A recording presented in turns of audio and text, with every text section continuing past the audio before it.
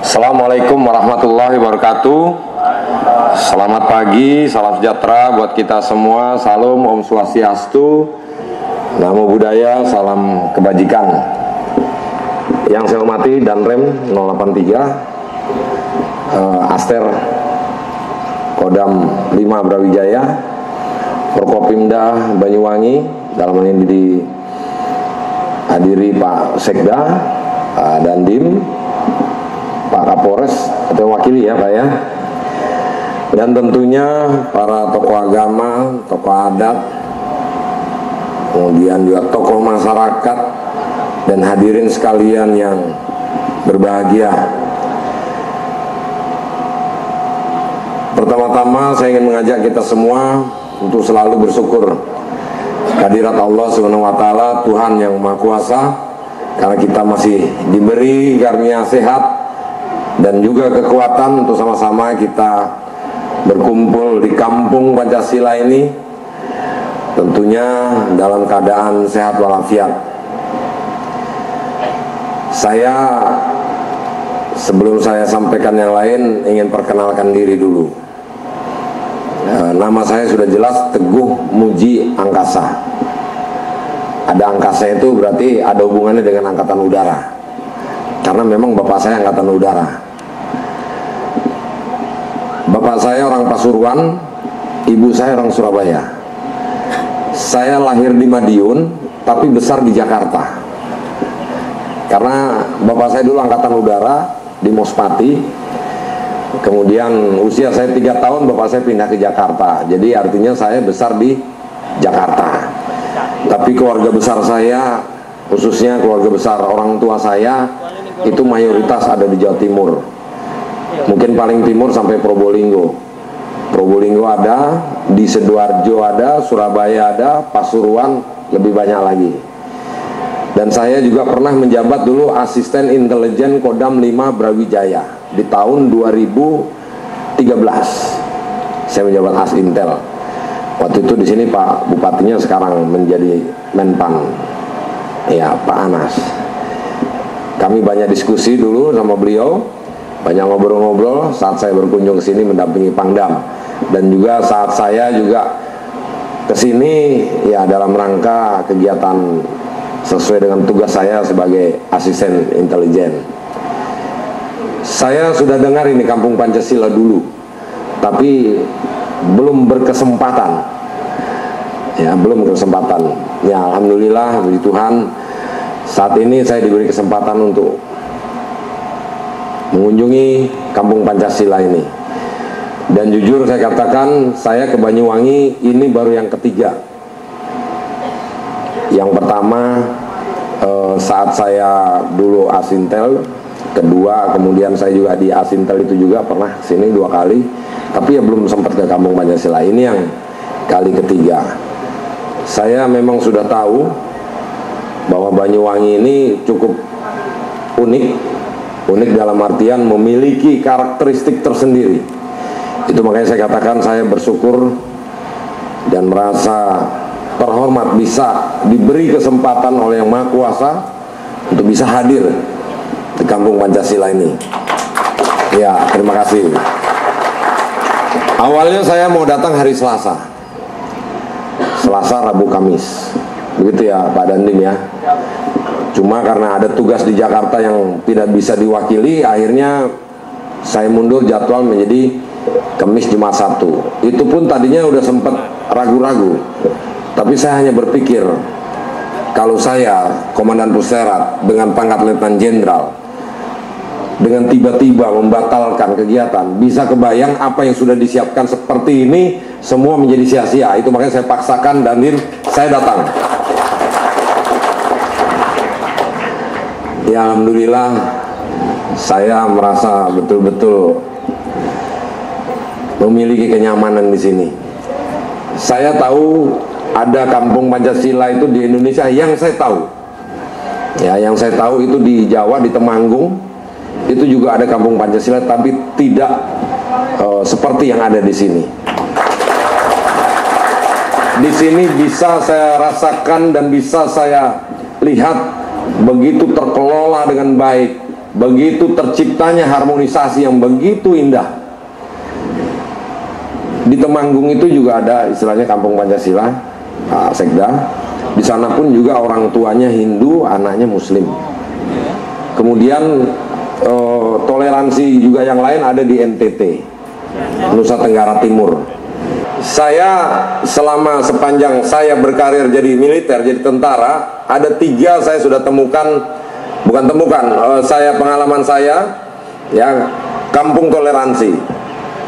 Kampung toleransi. Salah satunya diantaranya tadi di Temanggung, Jawa Tengah, itu ada Kampung Pancasila juga namanya. Tapi itu saya katakan masih mentah dalam artian belum terorganisir dengan baik. Hanya satu keluarga saja, ada bapaknya Hindu, ibunya Kristen, anaknya Muslim, dan itu satu kampung seperti itu. Di situ juga ada gereja, ada vihara, ada masjid, dan notabene mereka juga akrab, tidak ada konflik apapun. Ya, tapi ya belum terorganisir dengan baik. Di NTT juga seperti itu. NTT itu istilahnya dulu banyak plesetan-plesetan yang mengatakan nanti Tuhan tolong, sehingga prajurit kalau ditugaskan di NTT seolah-olah itu sudah paling menderita, karena yang bisa tolong hanya Tuhan. Tapi itu semua anekdot saya hapus. Ya, bukan nanti Tuhan tolong, tapi adalah nikmat tiada tara, nusa terindah toleransinya, seperti itu. Ya, itu saya rubah. NTT juga seperti itu. Di wilayah Sumba bapaknya juga Katolik, ya, ibunya juga agama lain, anaknya juga Muslim. Sama seperti di sini. Tapi itu yang saya katakan tadi setengah matang. Di sini ini sudah matang kalau di sini. Nah, luar biasa. Saya bisa katakan matang ya karena itu tadi budayanya, tradisinya, masyarakatnya ini sudah membaur, sudah terkelola dengan baik. Masing-masing menyadari, masing-masing menghargai, masing-masing saling menghormati dengan agama, budaya, adat, kebiasaan dari kelompok-kelompok masing-masing tadi itu. Sehingga saya katakan disinilah dari 3 kampung Pancasila yang saya temui selama saya melaksanakan tugas, disinilah yang paling luar biasa. Saya bukan ngomong sembarang nih Pak, karena jangan pikir wah ini Bapak itu ngomong karena di sini aja ngomong begitu. Enggak, betul. Ya, saya dulu Asintel di Kodam 5 Brawijaya 2 kali ke sini, belum sempat. Saya tahu ada Kampung Pancasila tapi belum sempat datang ke sini.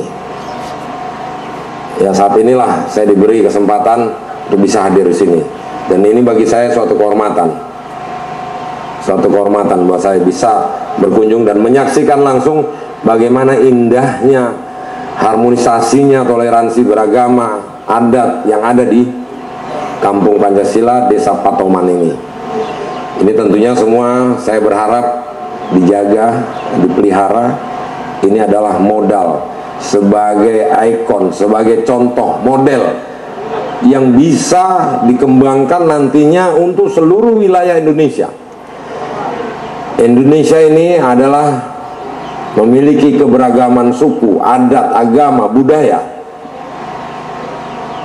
Dan Kampung Pancasila Desa Patoman ini adalah satu model yang mungkin bisa dicontoh nantinya oleh seluruh bangsa Indonesia. Ya, betul. Jadi kalau ingin lihat toleransi, ingin lihat keberagaman agama yang harmonis, ya adanya di sini. Ini sebagai model dan contoh. Karena itu tadi saya katakan bahwa bangsa Indonesia, negara Indonesia memiliki keberagaman suku, agama, adat yang banyak, dan itu disatukan oleh ideologi kita, falsafah hidup kita, yaitu Pancasila. Tanpa ada Pancasila Indonesia ini pasti akan berantakan. Karena itu tadi kita memiliki berbagai macam suku, agama, adat, dan budaya. Pendiri bangsa ini sudah memikirkan itu semua, bahwa bangsa Indonesia ini memiliki keberagaman. Kalau tidak diikat oleh satu ideologi, yaitu Pancasila, ideologi yang mampu membaur kepada seluruh adat, seluruh agama, semua suku, yaitu Pancasila. Itulah makanya kampung ini bisa dikatakan sebagai kampung Pancasila karena memiliki berbagai macam adat, budaya, agama yang dia mampu bersatu, mampu menyatukan semuanya tanpa melihat perbedaan. Yang dilihat hanya persatuan.